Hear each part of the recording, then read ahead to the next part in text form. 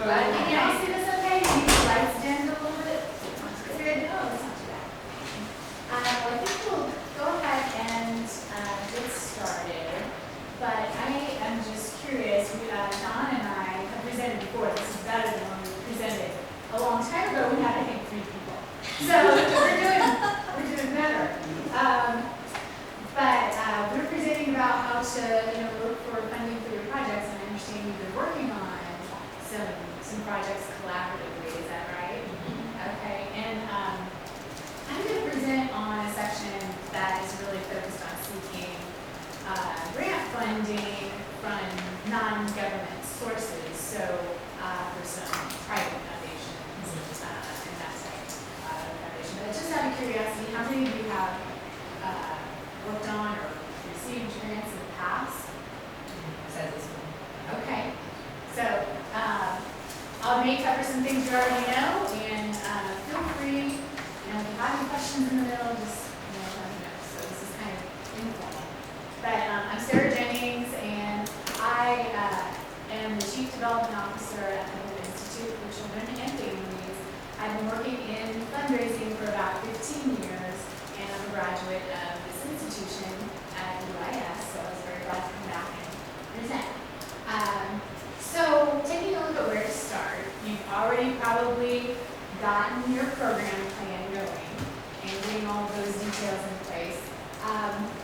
That and taking a look at your eligibility, they kind of coincide with as you're developing your program plan. You also might want to be looking at the opportunities that are out there and their guidelines, because sometimes you can make some modifications to your program plan that better fit guidelines. And you'd want to do that, of course, without changing the mission or the purpose of your project. But just take to look at really with private funders, they're looking at, they want to see what is this problem. They want to know you have a definite problem you're addressing and what is the solution. One thing that I have tried to remember is that you don't have a need. Your organization doesn't have needs. You have solutions. You have to present it in that way, because people, particularly on the private side, funding side, really don't want to align with something that's needy. They want to align with something that has a solution for a problem. So you definitely want to have your goals and objectives, clearly stated, know your partners, have an evaluation plan. When I say show capacity, that just means, make a case for why, if they gave you the money, you would be able to manage it, and you would be able to spend it accordingly and be good stewards of that grant. The same thing with showing capacity, showing that you have qualified people who can implement your project, and the budget. That's always kind of that can be kind of a separate project in and of itself, developing the budget and narrative to go along with that. Eligibility is going to be key, and this is where I'm not sure if you're from institutions that are considered state or more funded through government sources, or if you could be considered more of a public organization. But if you're not a 501c3 and you're seeking funds from a private grant funder, chances are you're not going to be eligible. Sometimes you still would be, but that's something to check. If you are not a 501c3, which is basically a charitable nonprofit organization, you would want to align yourself with partners who were, have them be the lead on the application, or perhaps there's an organization that serves as a fiscal agent. You could use their information to apply, and then they would just manage that fund for you. And you would still spend out of it, but they would hold that. So what types of foundations are grant making? There are independent or family foundations. So an independent foundation would be like Joyce Foundation, MacArthur Foundation. Correct me if I'm ever wrong.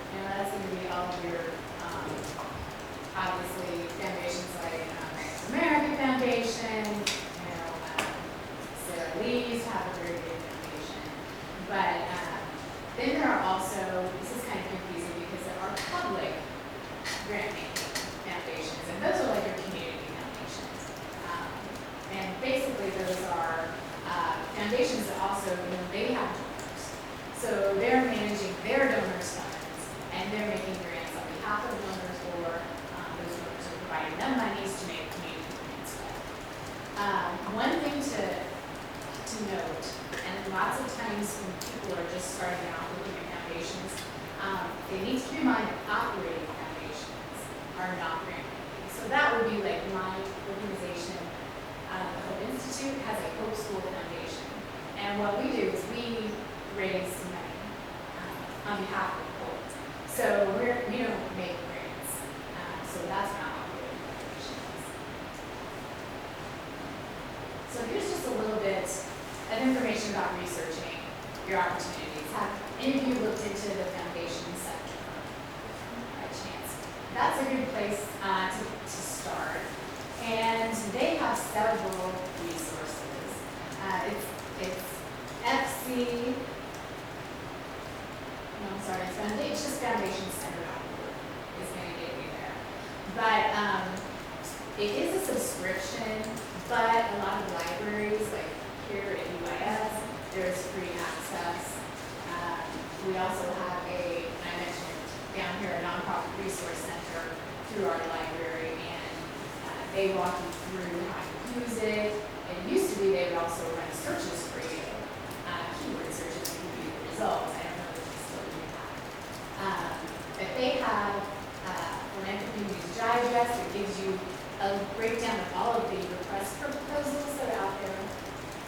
You can search by grant makers, keywords, and 990s, which is the tax forms for all of these entities. And lots of times, if you can't find anything else, and you can locate a foundation's 990s, if you scroll all the way to the end, you're going to see a list of some of the grants they've made and their purpose. And you may even find their application attached to their Form 990. So it kind of will give you a better sense of whether your project would be in line with something that they would give to. This next resource, Foundation Search America, is something that I use. I've used that for a lot of years, more than 7 years, I think. And it's really fantastic. It's also a subscription. It's pretty pricey, but if you can find a partner or someone who has Foundation Search America, most universities, I think in their foundation offices, have Foundation Search America subscription. And they can run very quick searches on keywords, looking for particular grant makers, looking for this foundation might fund something that is similar to your project, you can look into that. It also has a unique feature that it will pull up the directors of these foundations, and then you can kind of branch that out, and it will show this director is also connected to these other interests and these other foundations that may in fact have some of the similar interests. So you can also look into some of those. So it gets very in-depth. You don't really have to have a subscription. It's very helpful though. It's very helpful to have a partner that has a subscription to a data search. But you can also look at resources such as the Chronicle of Philanthropy. In the back of that publication, they typically list out grant makers and focus areas for them. Or, you can Google it. You just Google, say, I'm interested in finding private funding for X. When you do that, you're going to pull up a lot of junk. But if you can kind of get used to knowing what's going to be worthwhile to look at. And just be cautious when you do that. So far, are there any questions? Okay. Is this helpful? Yeah. So you mentioned the phrase private funding for X. Are there any other sorts of magic words that might help us on a cautious view? I think, for example, do you have a project already planned out? Yes and no. Okay.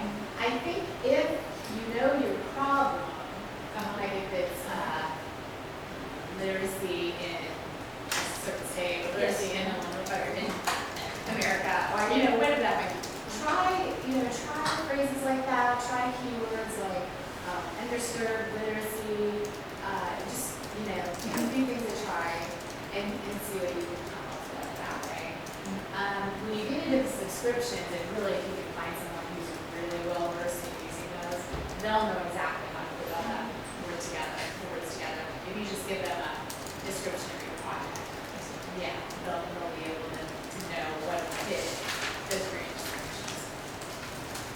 So, when you find, your list that you think you're gonna really look deeper into, for funding, you want to make sure you look online for a grant maker's website. Most of them have websites. There's still a lot that don't, particularly family foundations. They rarely have a website, but there will be something to do, or that they have the guidelines on their 90. And you want to definitely follow those guidelines exactly. And I know that crosses over for federal, for sure, government. But I've been doing this for so long, I say it's come full circle. I used to live and die by the guidelines. And you do really have to do that, otherwise those people that are screening these applications first, you say, oh, they don't meet this criteria, and in the trash it goes, and it doesn't get past that first person that's looking at it. But there are some interesting things that happen in the private funding world, and that is there are relationships between some of these foundations and organizations. So if you're lucky enough to be a part of an organization that has a board of directors that's on board with assisting in efforts to get resources for the organization, and they're willing to make calls or look at a grant maker's board list, sometimes you can find people who know each other. So, this person on this board, Mary knows Joe on this foundation's board, and bam, you've got that connection, and that can kind of help to ease you around some guidelines sometimes. But again, that is a relationship. So that can take time. But if you're, part of your project involves some partners that have been around and have been doing this kind of fundraising for a while, it might be worth asking, do you think you have any connections that could give us a discussion or a meeting with this foundation or this stuff? And that's gonna really up your chances of getting a grant. So once you get your grant, even before, you kind of have to lay out a plan for reporting. And I mention this because lots of times that's an afterthought. But really, if you're going to commit to accepting a grant, you have to know all the responsibilities that are involved.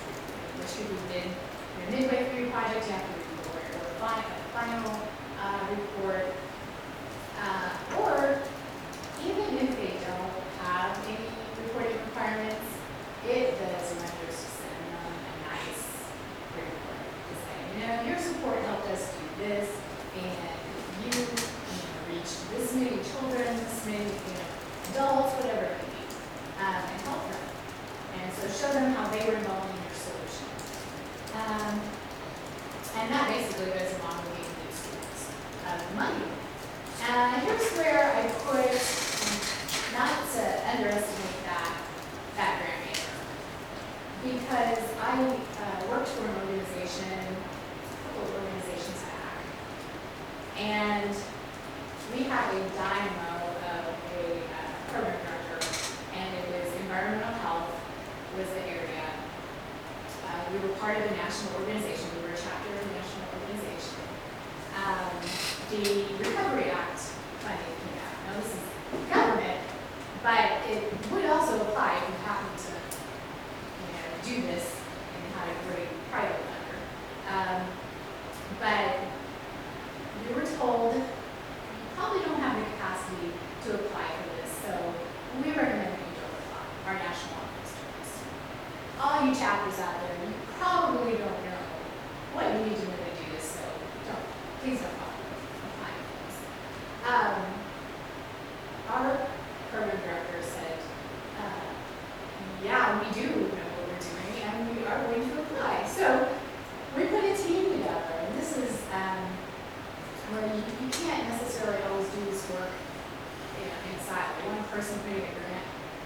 application together usually doesn't work. So we had a team of about 5 people that worked 3 weeks straight, through the weekends, and the leadership, that program director, kept us motivated. It was very positive. Nobody ever complained. We put long hours in. Everybody was doing what they needed to do. And we put out 11 applications. Because the Recovery Act money kind of flows that way into regions. So we plastered the nation with applications and thought, oh, yeah, let's see what happens. And we wound up getting $4.8 million. And our national office kind of had to not tell us anymore. Not to be but through this program director, who's still there actually at this organization, she was such a fantastic job delivering, reporting, keeping the funder in the loop, and she built such great relationships that she literally got a phone call, and the funder said, "How would you like $9 million?" And she thought it was a joke. "Oh, sure, I'd love $9 million. That'd be great." They were totally serious, and they gave her $9 million. And I think it was just, this is the agreement, 1 or 2 pages, sign here. Here's your $9 million. So it does happen, I know that seems kind of exciting, but it really does happen, and it is all based on relationships. So we just kind of think about that. So for your proposals, there are letters of inquiry. Some funders will require a letter before a full proposal. So that's great. You can outline your idea. If it flies, great. If it doesn't, you didn't put a whole lot of work into it, and you can move on. Sometimes you will find funders that say, we really fund exactly what your project does, but we don't accept unsolicited applications. And there could be a variety of reasons for that. I always say, if it looks like they fund exactly what you want to do, send them a letter anyway. The worst that can happen is that you never get a response. You figure, okay, they really didn't want an unsolicited application. Or they can say, you know what, you really do fit what we're looking for. Send us something. And then the next step is a full proposal. Sometimes that's the first step. Sometimes that's the second step to a letter of inquiry. They say, yeah, we really liked what you're doing. Send us a full proposal. Just so you know, some of the typical attachments I've listed out here. If you're 501c3, you're going to use your IRS letter of determination. That just says, we're a charitable purpose under the IRS. There are also state tax exempt letters. Lots of times people confuse those, so don't confuse that. The IRS letter will come from the federal government. Audited financial statements, if your organization has those. If they don't, they will usually accept the 990 tax code. They usually want to see a board member list, your organization's budget, in addition to your project budget. Start early asking for the organization budget, because sometimes that has to go through, this person has to ask this person for it, and to get that. So this can also be a challenge, but some foundations want to see the list of the top 5 highest salary positions. That will be on your organization's night, if you have to file that. They also want to see a list of top funders. Sometimes that can be difficult to get right away, so that's something along with the organization budget you can have to ask for early. Letters of support, sometimes I want those from your partners. It's always good to give a template. Say, here's what we'd love for you to put in your letter of support for us. You just would put that on the letterhead and sign, and that way you can get those back quickly to your deadline. And then, of course, credentials. Everybody who's working on the project list out why they're great to be working on the project. So here I list just a few seeking and writing resources. So the Foundation Center, again, has go on their foundationcenter.org, you will find, I think it's at the bottom of their homepage, grant space. That's a learning community, and it will have a link that'll take you right there. So there's all kinds of people on there giving tips, and it's just a great resource. Grant craft. I don't know if I visited that very often, but that's another resource that it's curated, so I bet it has a lot of collective information. And then they have a proposal writing short course, so they can really take you through exactly the steps to your grant proposal. Does anybody have any other questions right now? Here's just a quick review. The program plan and partners, you want to have those, if not exactly in place, at least to know who's been talking and who you've got who's probably going to be a part of the program. So you want to research. You can also, when you do that research, look at the grant making histories, which in the subscription searches have those. That'll tell you how many grants and things like you're doing they've made in the past, and you can kind of see where your chances might be.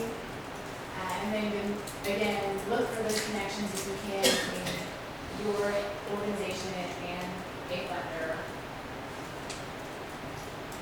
Absolutely review those guidelines and the timelines, and then you make contact. You know, after you've looked at the guidelines, it's always nice to try and make contact with the funder, because you get a variety of reactions when you call the funder. I always think it's good to call them and just let them know, hey, I have researched you.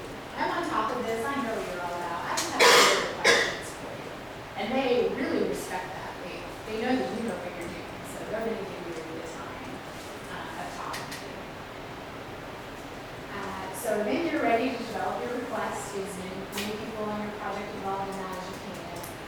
You submit and follow up. So depending on the funder, you submit, lots of times they tell you, you'll hear back from this in a couple of months. If you don't hear back in a couple of months, it never hurts to follow up. Sometimes I will, it's still a paper submission. Mostly it's online now, you know they received it. If it's paper, you don't know if they received it, it doesn't hurt to give them a call, a couple of days later, say, hey, or how long it would take to get them, maybe the next week. Did you have any feedback? That's always a nice way to let them know that this is important to you, and they'll pay attention. You'll get the results, the information if you were funded or not. If you were funded, absolutely thank the grant maker. Sometimes it happens that it kind of is like, you're so excited you got this grant, you kind of forget to send a letter, send an email or something, call them, say, we really appreciate this. And then absolutely follow the expectations. If you are rejected, it's always great to call them, ask them if you can get if it's from the review committee, or ask them if they have any feedback, and they'll give it to you.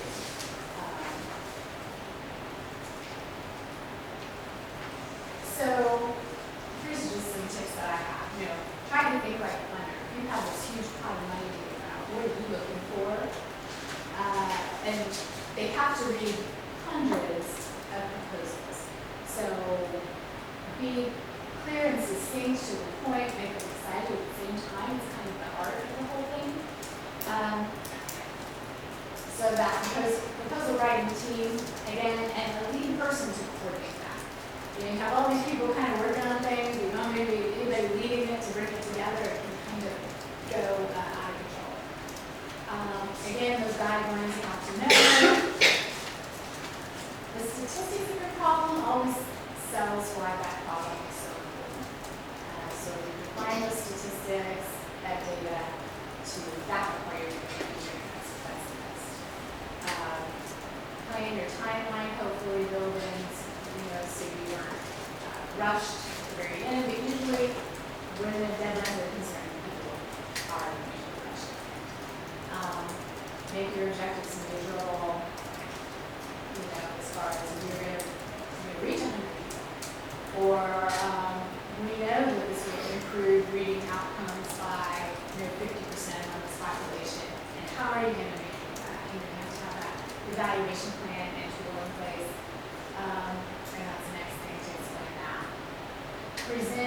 outputs and outcomes, like I said, to follow your usual objectives. It's also great, and Don's going to get into logic models here that will really show you how to think about all of that. And the activity itself, who's going to do this and that. Depends on how big your project is, or every project is going to do. Who's going to do this? You know, you said you're going to do it, really, who's doing it?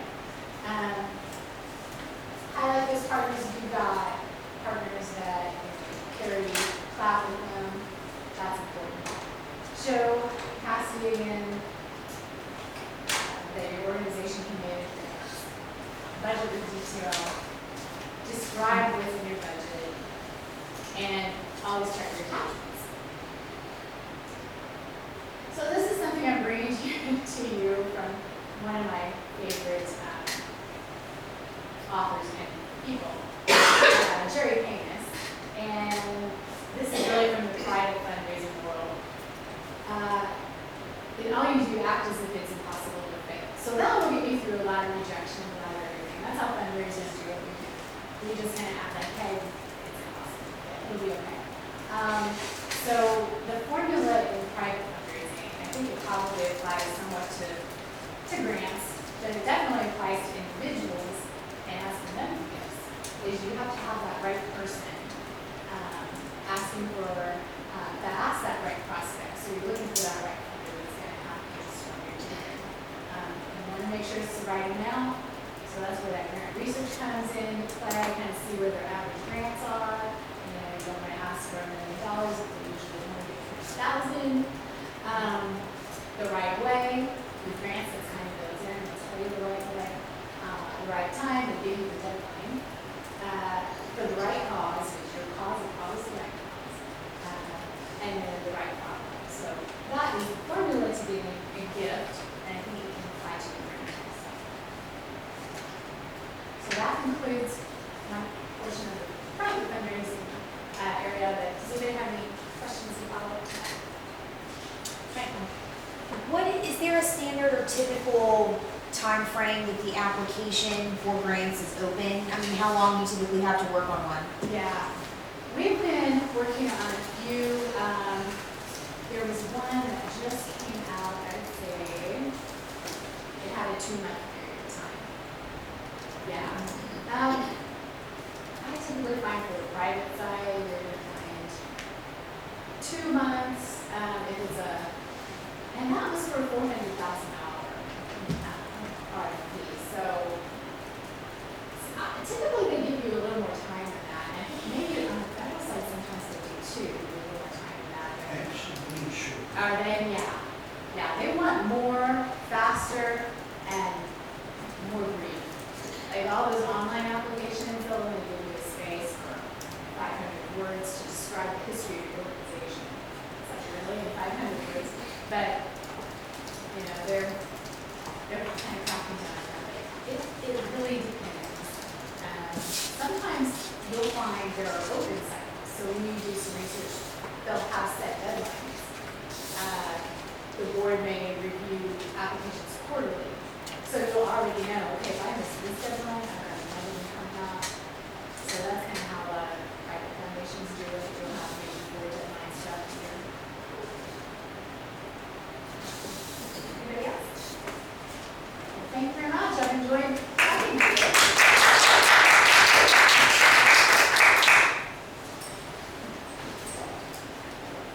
I'm Don Long. I'm currently the interim assistant director of research administration here at UIS. The person who's in that position has recently left, and I expect sometime in the spring they'll go for some research to fill this position again. I've been at the university since about 2010, but as far as working with grants and contracts, I've got over 35 years experience with managing entitlement as well as competitive grant projects. So it takes me into the realm of having worked with a lot of different projects throughout my career. what I wanted to get in today is just talking a little bit about the grant sites, the places, a few of the places that you can go to. Grants.gov is really the primary search engine. And are all you familiar with this website? If you go to grants.gov, it's going to let you browse all of the federal agencies. And they're moving to a standardized application process where they want all grant applications to be submitted through the grants.gov application website. So they're trying to make grants a little more standardized. There's some agencies that you're going to have some difficulties getting to, but getting the changeover made to the grants.gov process. But if you'll bear with me here for just a moment, I will see if I can not screw this up too badly and pull up the grants.gov. Oh, I do have that. Here's the grants.gov website. When you go to grants.gov, this is what's going to open for you. And you'll find that there's several different ways to look at finding grants. It starts with your newest opportunities. So if I want to look at just the things that are posted out there that are newest to the site, I can click on it to get it to open, but it's not going to let me go there. It will generally,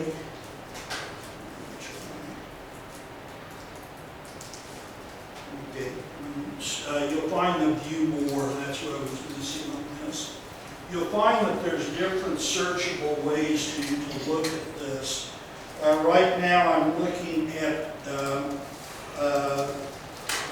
all that are available. It's usually been grants that have been posted within the last 8 weeks. As of right now, there's 2,040 grants currently available on the grants.gov website that can be applied for. I tell people that any given day there's at least $100 billion in federal money that's available through grants. The catch is being able to find a grant that aligns with the kind of work that you want to do or the kind of work that you're wanting to get into with your type of project. We can look at this search engine in the top left corner. You could type in a keyword. So say I'm looking for grants to support a library project and do my search based on that. It says there's no records found. So currently there's nothing that's there to fund just a library. You might have misspelled it. Yeah, It's hard to type them down.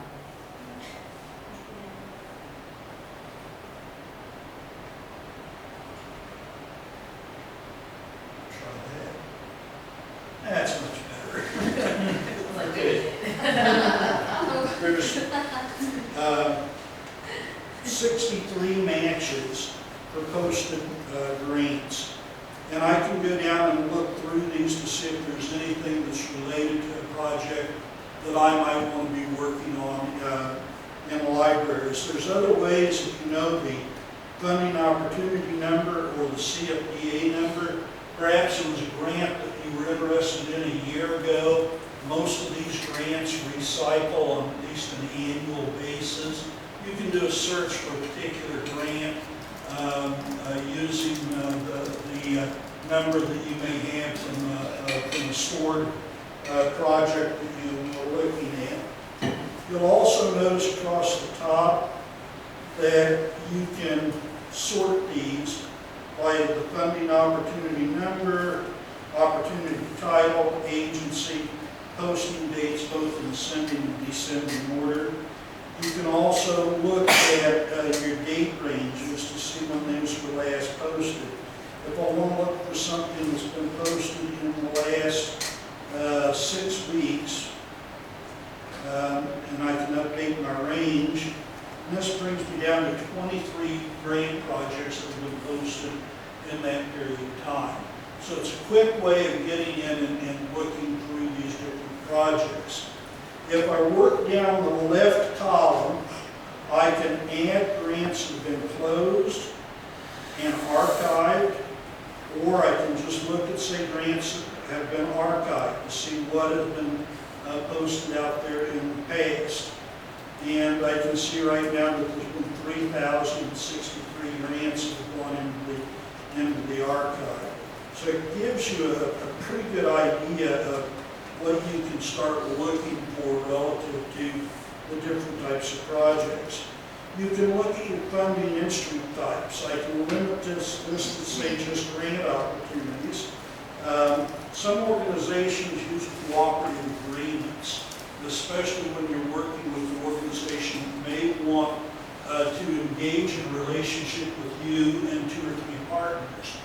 And if you're working with partners in your community, that might be an area that you want to search in to see if there's any grant opportunities or possibilities that exist out on the federal websites, to start thinking about some of those projects that you may want to work on with a partner opportunity. In terms of eligibility, and Sarah was talking about the 501c3 companies.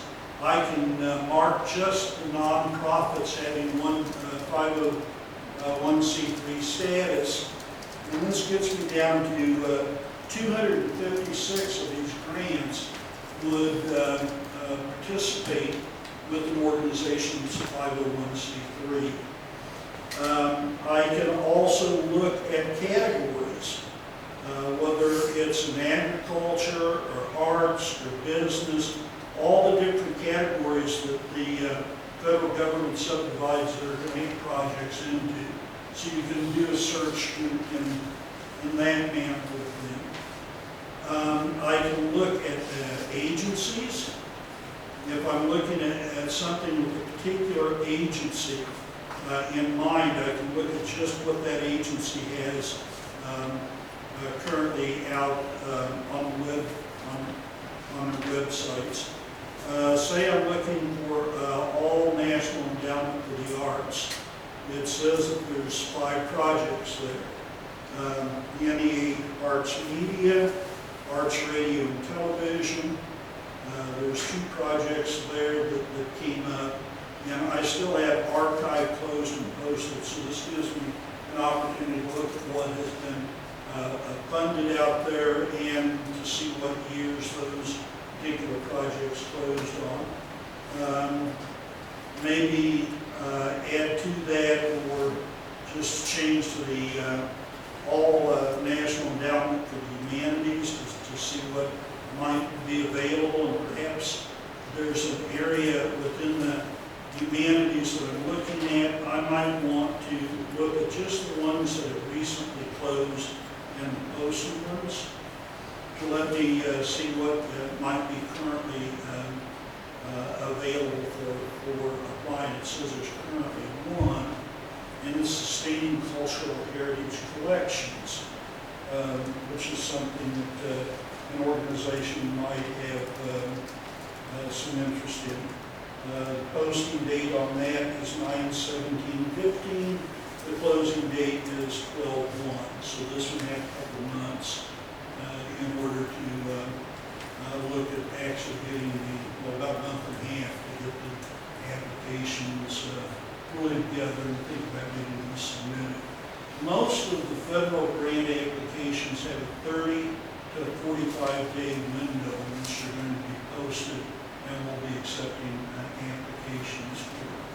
So that's just a quick tour of the grants.gov website. I thought you might find it at least interesting to take a look at the way you can get around. It's pretty user-friendly when you're trying to search for different kinds of grant projects.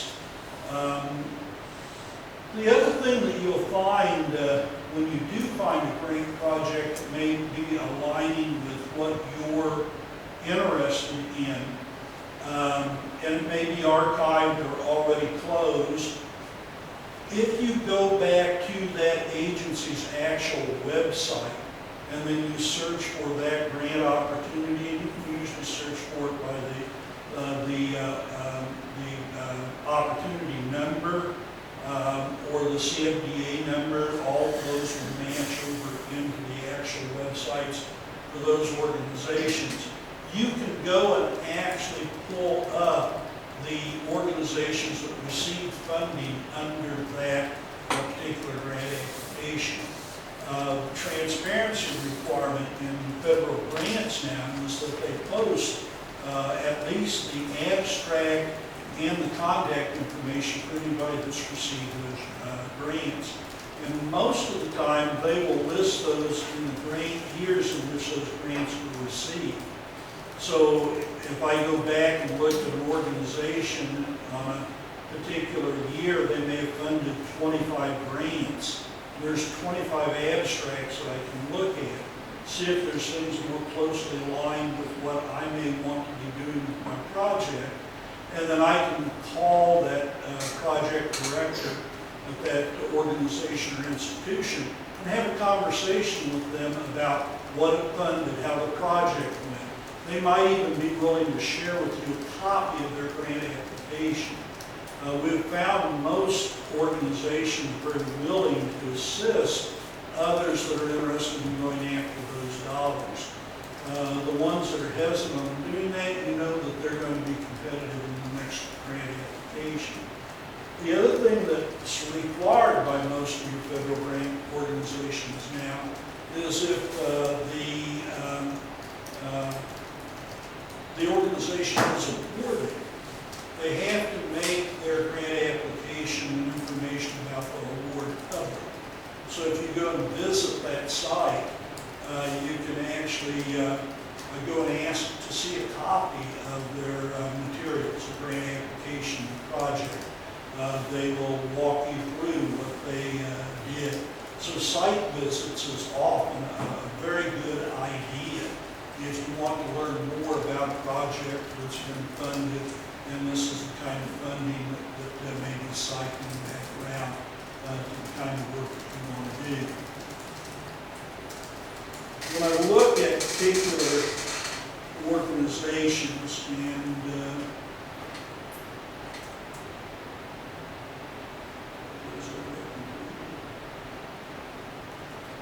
go to something like the endowment, National Endowment for Humanities, if you go to the NEH website and pull that website up, and as I was indicating to you before, the website's going to give you more information about the different types of grants and things that are available. If I walk down this left side, here's funded projects. Look up projects that the NEH has funded in the past, and it'll bring you up to a search window so you can put in keywords that may be key ideas that you have for your own application. Put those in, do a search to see if there's a relationship with what you're wanting to fund, and it'll bring you up a list of grants that have been previously funded by this particular organization.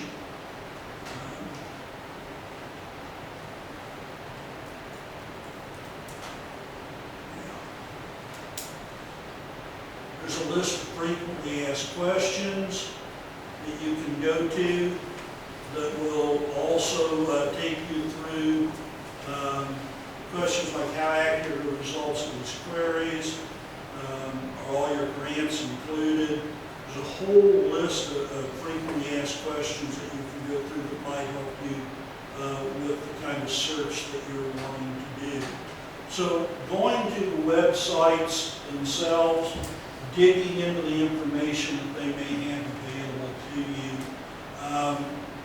There's usually a lot of smaller grants available to, like the National Endowment for Humanities, things that may be as small as $20,000, $25,000 to do a conference, maybe something that you want to do over the summer, or up to $300,000 or $400,000 for a 1 to 2 year project.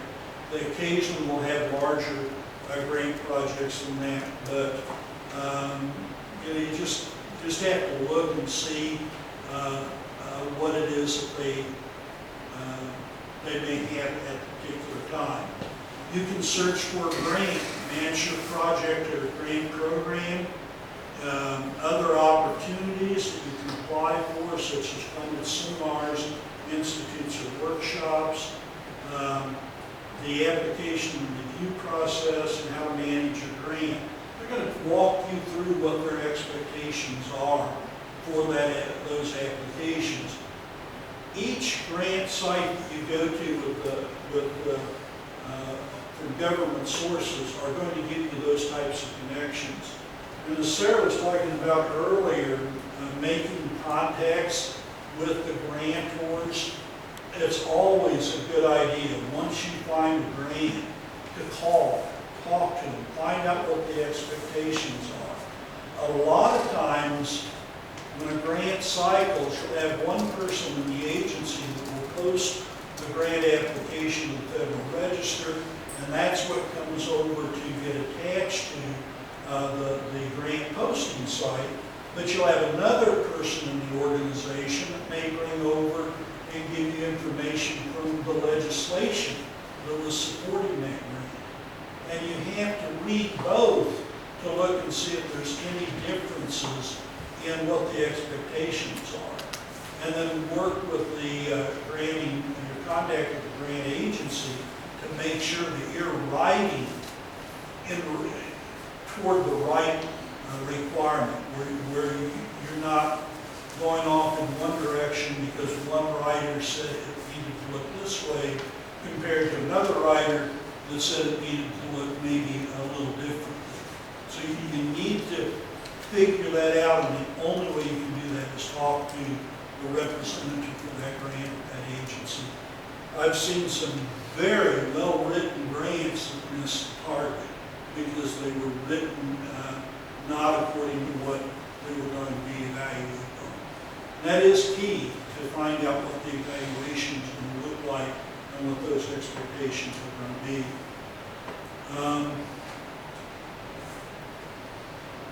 So, you know, these are just a couple of opportunities to take a look at.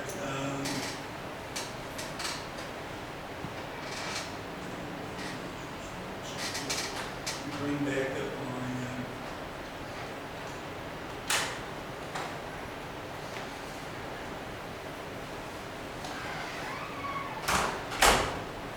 airport and walk through these things. Any questions about getting into these websites? www.arts.gov is another area that usually has a lot of smaller grants that are geared toward community services. You can see the list there on your handouts of some of the sources that they do fund, but they'll also look at like challenge grants where you can move into giving them a proposal, or they might give you $15,000, $20,000, $25,000 to develop a proposal or a grant that they may have some interest in funding. Don't overlook those opportunities with federal grants as well. The other thing that we're just starting to move into at the university are faculty that are going out to these grant sourcing, crowdsourcing, crowdfunding opportunities. These are the three that are most common. There's really dozens of these types of sites. And depending on the kind of money that you're looking for, it is a way to tie in with an organization that will put your information out about the project that you want to have funded. And it's a way of maybe bringing together enough money to plan a project. I've seen some of these, just did a search today to take a look at some funding opportunities. And a couple of the sites that I found had raised over $100,000 in less than a month. So it just really depends on what kind of money you're needing for a project and how much time you have to develop aspects of that. And contacting one of these crowdsourcing, crowdfunding organizations might be a unique approach to finding some dollars that you want maybe for a smaller project. We've had a couple of projects this year that have come through that are using crowdfunding research experience for undergraduates to deal with our human subjects research areas. So I wanted you to be aware of the crowdsourcing, crowdfunding websites, and look at them very carefully. It's like everything else that's out in social media. You want to make sure that you're tied into something that is reputable and an organization that is going to fit with what your needs are. The other thing that I wanted to talk about today was logic models. There's just a couple of quotes up here that I think really do talk to what logic models are all about. I'm not going to spend very much time on this, but the Edgar K. Kellogg Foundation has a logic model development guide. And their idea behind the logic model is really to develop a picture for the organization which you're applying for a grant. They really brought this forward in about 1998, and you can go to their website and you can actually pull up a logic model development guide. If you're not familiar with working with logic models for grant applications, this is a short tutorial that actually walks you through their logic model process. What we've found since then is a lot of the private funding sources and now a lot of the federal sources are looking for logic models in their application. It is a good tool, usually something that fits on one page in your application that the reader can tear out and can look through, and as they're reviewing your grant, they're going back and making sure you've addressed all of those areas within the logic model itself. And it helps you get a better score.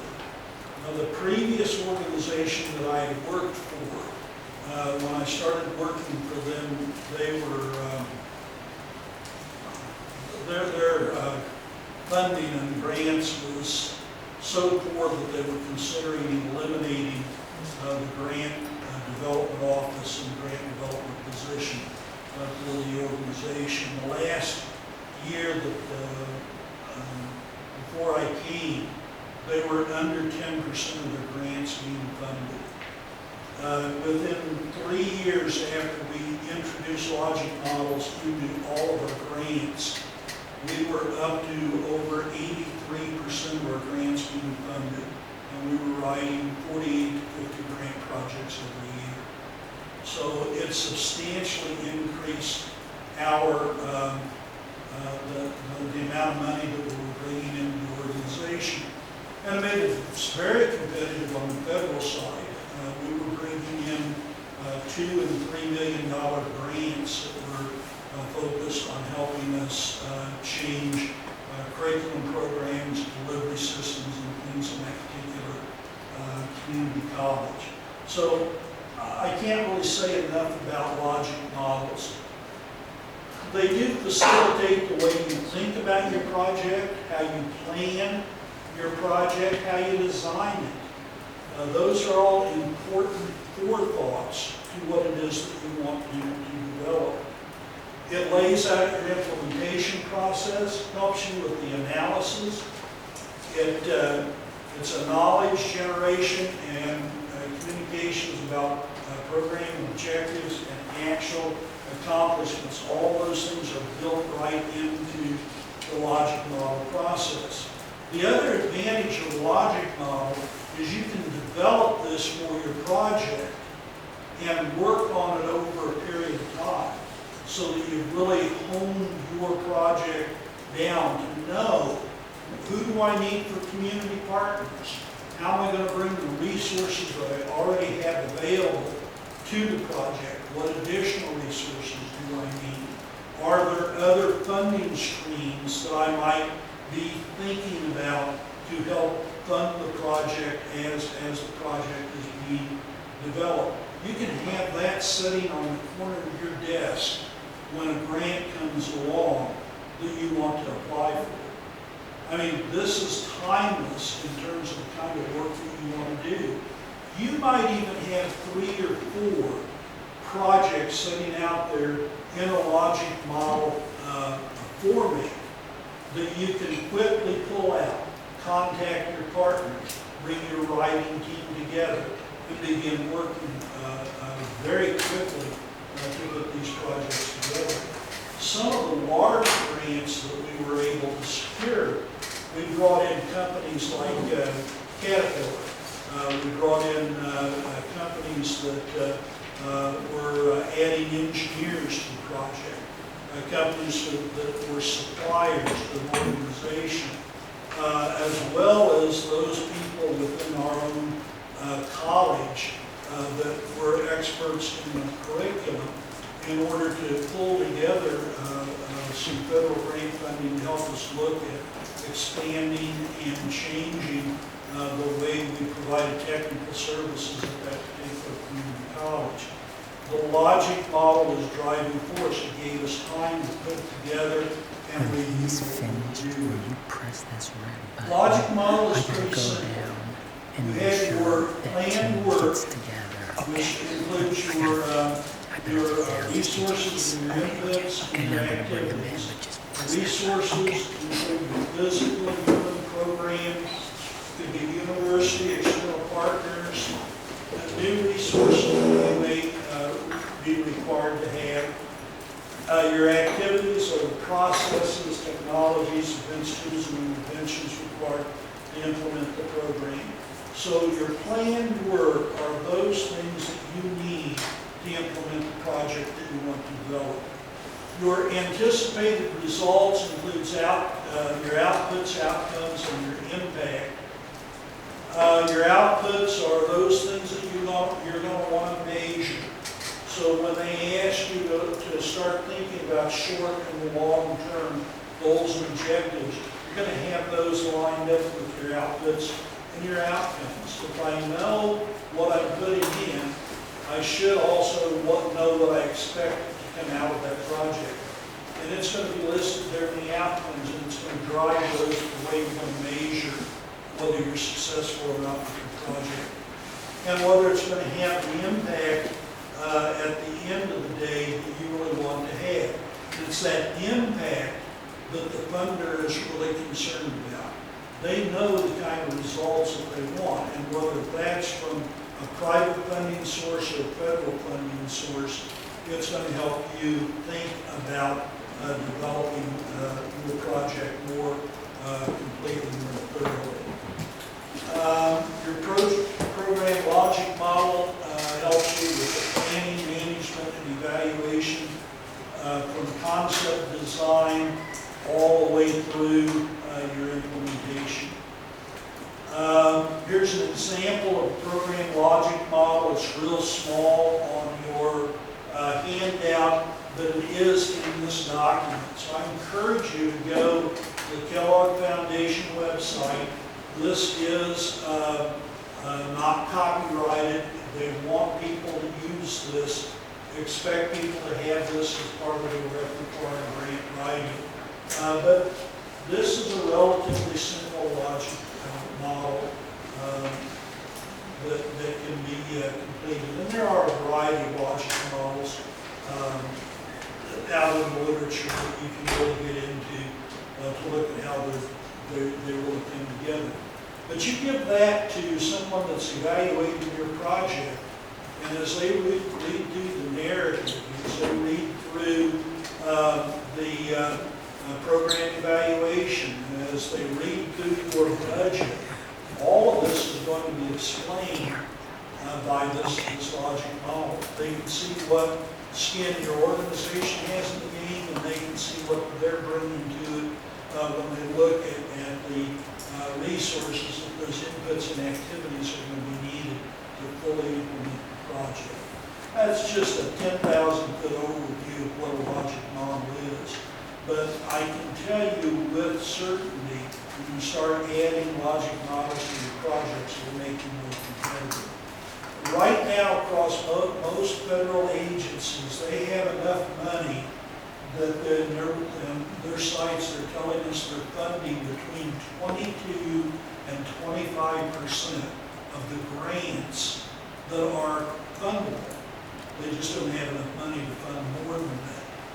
You want to make sure that your grant is one of those that's in that 22 to 25% range. You want your grant to be the best one out there possible. Takes a little planning, takes a little time, takes a little work, but you can certainly do it and certainly improve the likelihood that your project will get funded. Questions? Thoughts? Yes? So, with the logic model is something that could be used for non-governmental grants as well, right? I'm just asking to be mentioned. Okay. Yeah. And you just can use it, okay, it's really easy. You can use it for program evaluation, just in your own programs. If you want to really take a good overall look at what you're doing, using strategic planning, it can adapt itself very well to just about any function that you have within your organization. It's really a good way of looking at helping you make priorities within your own job. What do I spend 30 to 40% of my time doing? How can I make my work more efficient? You can develop a logic model around that particular piece of work that you're doing, and then look for efficiencies that's going to give you the outcomes that you want. So there's just a lot of things that can come out of this. Now, just one last thing. As far as logic models are concerned, I had a research assistant in 2012 had never written a grant and didn't know a great deal about it. We had a new professor here at the university that wanted to write a grant project on using primary sources as a way of working with high school teachers and professors here in the secondary education training programs. And my graduate assistant and the professor worked together, added a logic model to the project. And not only was the project funded, they received a very nice letter telling them how much that logic model added to the value of the application. So I know it can be funded, and it doesn't take a lot of experience to do that. Because these were two people that had never written grants before and got their first grant funded. So I just think it's a great idea. So with that, I will let you go.